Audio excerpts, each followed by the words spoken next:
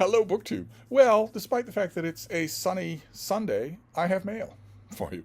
As is usually happens on this channel, on Saturday, the normal drivers don't work. They've got seniority, they call the weekend for themselves. So substitute drivers, the younger drivers come in, and they have a different schedule. So often the mail will get here very late on a Saturday, long after I have finished making videos. And recommenced watching porn. And that happened last night. The books came. So we're going to go through those. Absolutely beautiful day. The heat is incrementally getting more nosy, looking around saying, hey, can I come back? So that could happen next week. I don't think it will, but it could. Instead, what we're getting is classic summer weather, where the nights are cool and beautiful, the days get warm, and then they cool off. I can live with that. But one of the things I want to show you is not a book. We've got two packages here. They're both boxes, so that's good. And one of the boxes is big and heavy. That's really good. But I also got the Sunday New York Times, including the book review. Like a lot of people, I suspect, certainly a lot of people listening to this video, I subscribe to the Sunday New York Times specifically for the book review. I do read the rest of it, but I get it for the book review because it's... well, for good or ill, it is the most influential book review journal in the English-speaking world. So it's nice to know what the poets in Ghana are doing. So I got that it counts as a periodical, and that came today. But then we've got these boxes. So let's take a look at these. One thing that I've been enhancing in recent mail hauls is talking about the books from the viewpoint of a reviewer and an editor.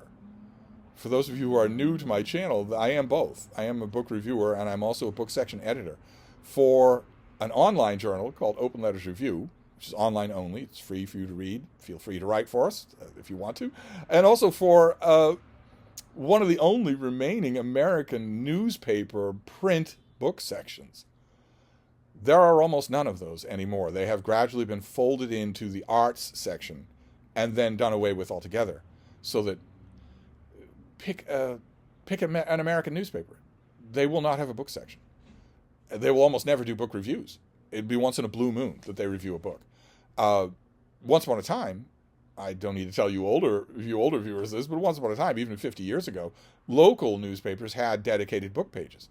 And there is a local newspaper in northern Georgia, Big Canoe News, that does still have, it's only once a month, but it does still have a dedicated book section. Glorious full color, and I'm the editor of that page. So I am both a reviewer and an editor, and I'm an editor twice over. And I recently started maybe adding a little commentary about the books from that viewpoint. A lot of you said that you really enjoy that. So we'll see what we have here from just a squeeing reader's perspective, but also from that perspective, because I can do both. I am a squeeing reader as well. Believe you me. If you are new to this channel, do not be tempted to think that I ever get blasé about every reader's dream, getting free books in the mail. I am never blasé about that.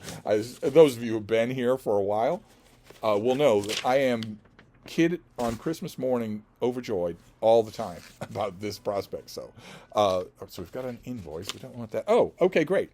So we've got a finished copy here of something we've already seen. I get a chance to look at the author. Oh, he looks like an old salt. Okay, all right.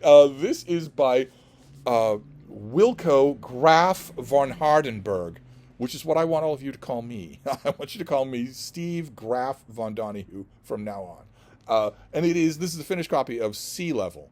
Lovely thing. Look at this cover. Not only the beautiful visuals, not only the fact that Sea Level itself is done vertically, so that what do you have to do to read it? You have to set it to level. That is wonderful devising of the cover. But also you've got this scale on either side. Very well designed. So I don't have a sheet for this, but we'll just read the dust jacket. So this is going to be a hardcover. It's the University of Chicago Press. Since it's a university press, they usually don't put prices on their books, so I don't know how much this is going to be. But this comes out, I believe, in August. I'm pretty sure that it does. I have a guest here for a few days, Hannah from Hannah's Books, and we did the ritual together of moving the books up, the galley copies that I have, of rearranging them so that August is almost here, to put the August shelf up there.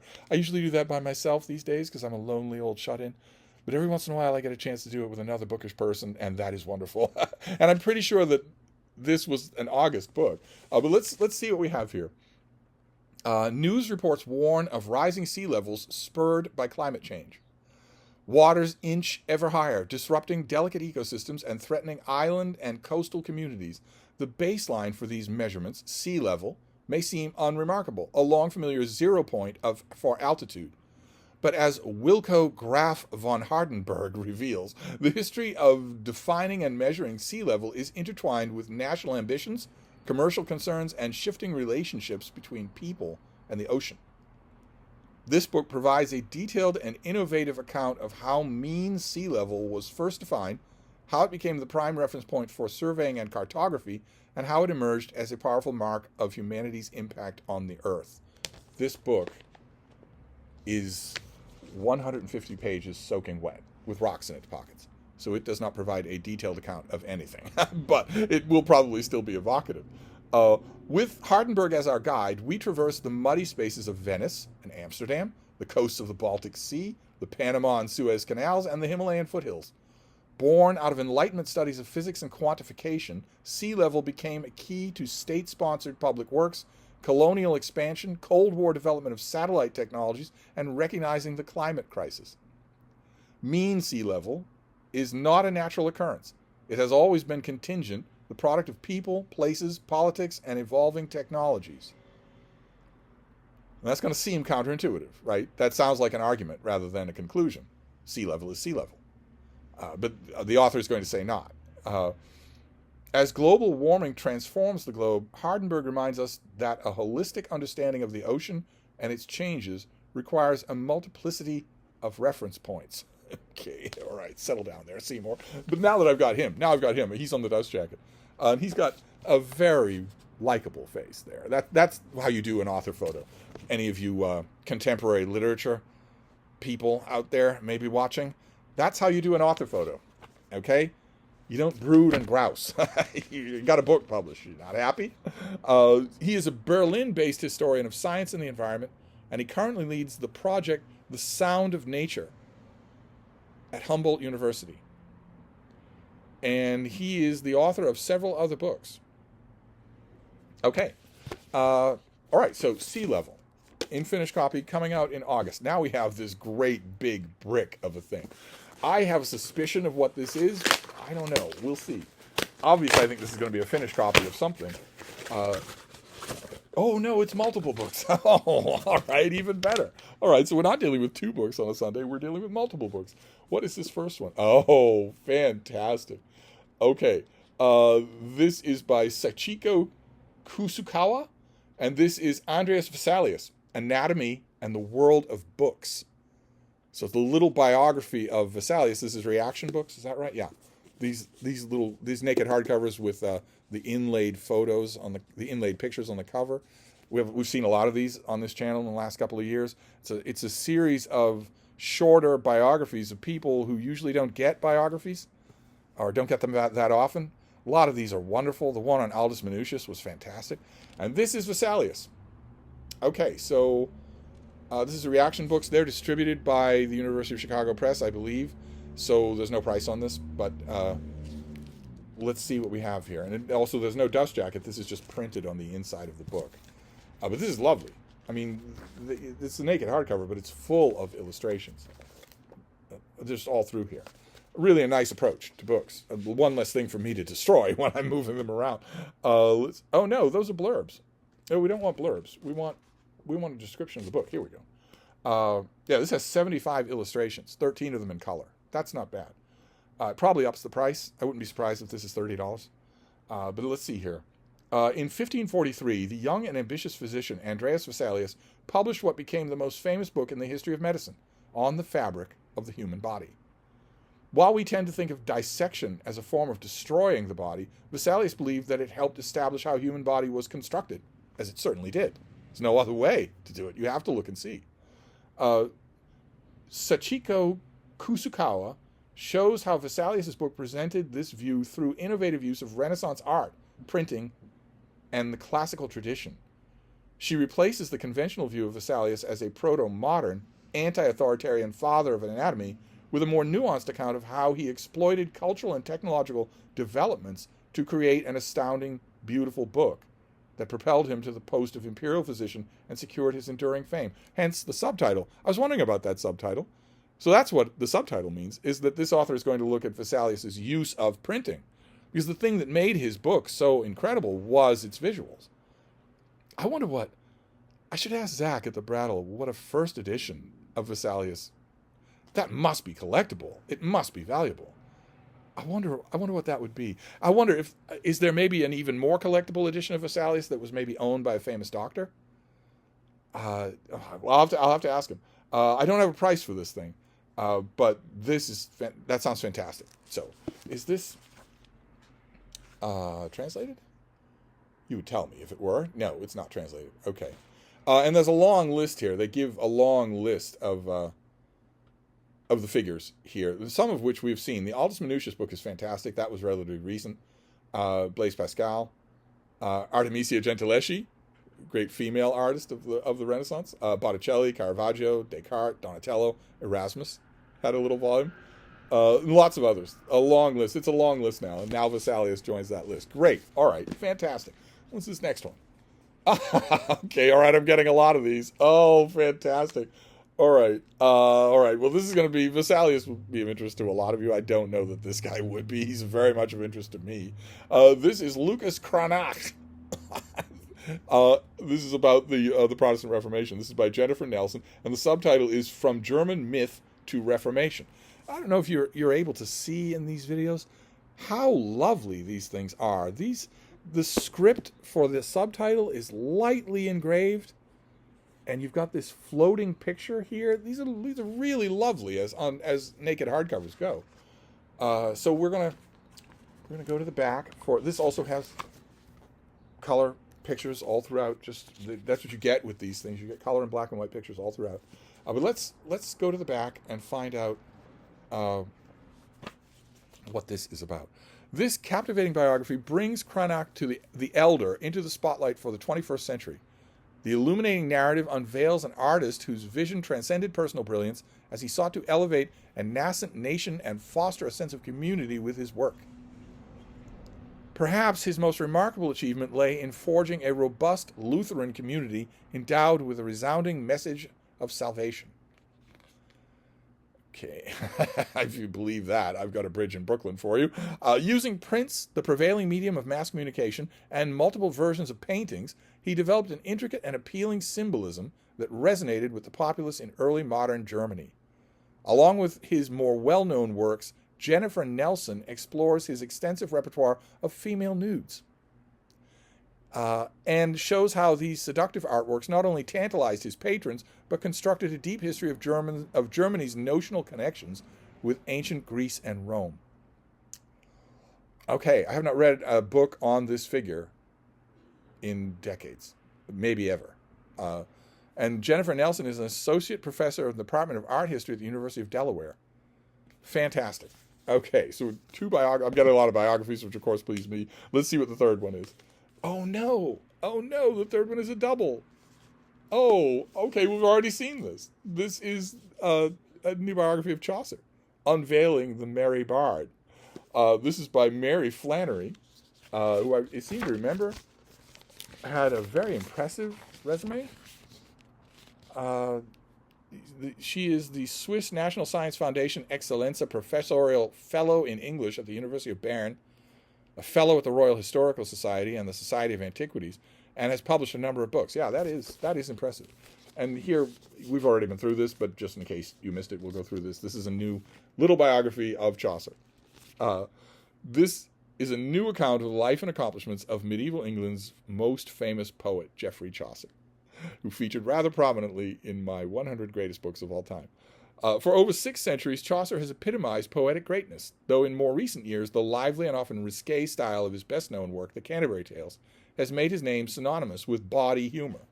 Maybe that means that that Flannery is going to look at a lot of his other poetical works that don't do anything like The Canterbury Tales. That don't. The Canterbury, when you know Chaucer's body of work, The Canterbury Tales really sticks out. maybe that means she's going to examine those. That would be wonderful if she did. Nevertheless, beyond his poetic achievements, Chaucer assumed various roles, including those of royal attendant, soldier, customs officer, and justice of the peace. Okay, fantastic. Well, all right, we'll finish this up with a much vexed new convention on this channel.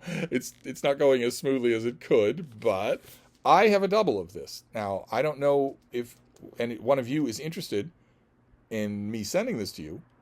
Are you really interested in a short biography of Chaucer? If you are, then feel free to sing out, and I will happily put this on the outgoing mail pile, provided that you meet my 3 criteria. Let's go over those again very briefly. Number 1, you must know where you live. You must be able to give me, on your first try, a completely accurate mailing address, which you would think is self-evident, but I have lost a lot of money over the last 8 years mailing packages to people who did not tell me where they live. They just sort of hinted at it. So you have to give me, on your first try, a complete, accurate mailing address. That's number 1. Number 2 is that the mailing address, accurate or not, has to be in the lower 48 states of the United States of America. When I mail things overseas, they do not arrive at their destination. When I mail things to Alaska or Hawaii, they do not arrive at their destination.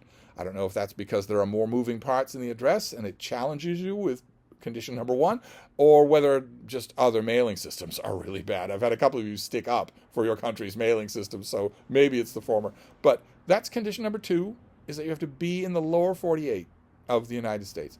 And condition number 3 is that you have to want the book, which again sounds self-evident, but every once in a while you'll get some douche canoe who will try to impress me with how casual he is. And it's always a he. I'm not meaning to make any broad generalizations here, but it's always a he. Every once in a while I will get Captain Casual. I might look at it. Yeah, I might. You want to send it? I might look at it. Yeah, I'm not interested in what you might do. If you want the book, I will. And you live in the lower 48, and you know where you live, or your parents can tell you, I will send it to you. So I've got a double of this. So there we go. That is Sunday Mail. How wonderful. So we have Sea Level as a finished copy, and then we have a bunch of reaction book biographies. 2 of people who don't get biographies, and 1 of someone who does. Wonderful. Just wonderful. Okay. And I was going to talk about this from a critic point of view. Well, Sea Level is an interesting topic. This is interestingly designed. The angle on it is interesting. But by far the most attractive thing about this, in terms of attracting the eye of an editor or a book section editor or a reviewer, is that it's not long. Because the one thing you have to remember if you're in the book world and you're thinking about pitching a book is that editors are unbelievably lazy. Reviewers are also unbelievably lazy. Most of them are unbelievably lazy. If you show them a book that's 800 pages long, if I show them a book that's 800 pages long, I can sing the praises of that book until I'm blue in the face. They still aren't going to do it because they have almost no time to read. They've all got braces of bratty children. They work out, or they go to a second job, or they have to go unconscious for 10 hours a night. So they can't work it in. They just can't do it. And editors are the same way. A lot of editors that I know will say, I would commission a review of this book, but my readers aren't going to read a 900-page book. It's not even, apart from the fact of whether or not I can find a reviewer, my readers aren't going to care if it's that big. Well, this isn't that. This is short. So that might do it. And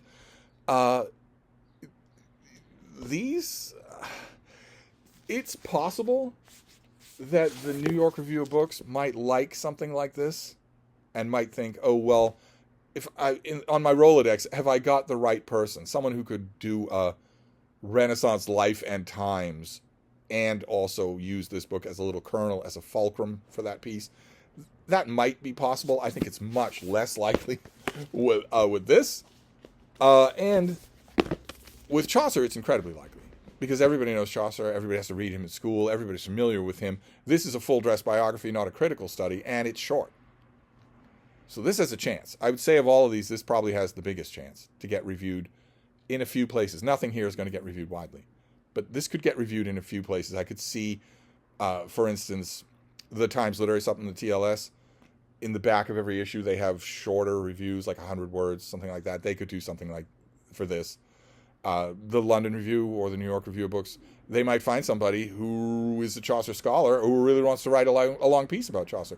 Well, this is the perfect thing if you want to do that. If you're a bloviating critic who isn't all that interested in giving you a work-a-day, 800-word newspaper review of the strengths and weaknesses of this book, but really wants to just windify about Chaucer in general and needs a reason to do it, this is the reason to do it. You could even read this, which is an amazing extra for a critic. You could actually read the book before you dispense with it and write about Chaucer yourself for 900 words. So this has a chance. And it's also up for grabs. So there you go. Some Sunday mail. Expecting 2 books. I got a bunch. Great. Fantastic. So mail, I assume, will resume tomorrow. So I will wrap this up for now, and I will see you then. Thank you, BookTube.